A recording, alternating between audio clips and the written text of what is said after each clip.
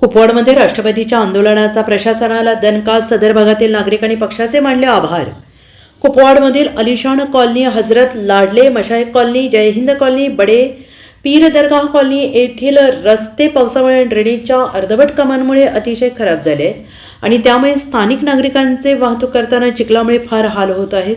राष्ट्रवादी काँग्रेस पक्षाच्या वतीनं सदर रस्त्यांच्या दुरुस्तीसाठी यापूर्वी महानगरपालिका प्रशासनाला 2 ते 3 वेळा निवेदन देऊन आंदोलनाचा इशारा देखील देण्यात आला होता, परंतु प्रशासनाने त्याकडे साफ दुर्लक्ष केले आणि यामुळे प्रशासनाला जाग आणण्यासाठी आज राष्ट्रवादी काँग्रेस पक्षातर्फे महानगरपालिकेच्या कुपवाड कार्यालयासमोर शहर जिल्हाध्यक्ष माननीय पद्माकर जगदाळे सरांच्या नेतृत्वाखाली नागरिकांनी घंटानाद करून जोरदार आंदोलन केले। पक्षाच्या पदाधिकारी आणि कार्यकर्त्यांच्या घोषणांनी परिसर दुमदुमून गेला। महानगरपालिका प्रशासनाने आंदोलनाची दखल घेऊन आंदोलकांसमोर कागदी घोडे नाचून आंदोलन स्थगित करण्याची विनंती केली असता अधिकाऱ्यांनी प्रत्यक्ष जागेवर येऊन रस्त्यांची पाहणी करावी आणि ताबडतोब काम सुरू करावं या मागणीवर आंदोलक ठाम राहिले।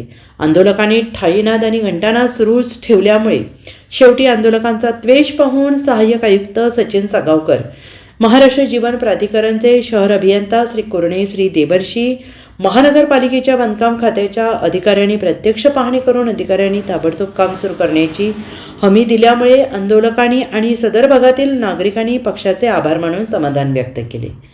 Bureau report, SBN Marathi, Kupwad.